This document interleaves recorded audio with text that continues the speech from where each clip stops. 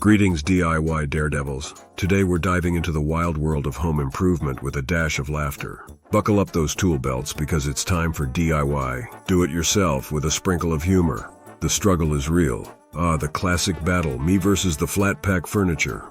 But hey, at least I've mastered the art of interpreting those easy to follow instructions. Piece A connects to piece B, right? The paint tango painting, a therapeutic endeavor or a dance with chaos.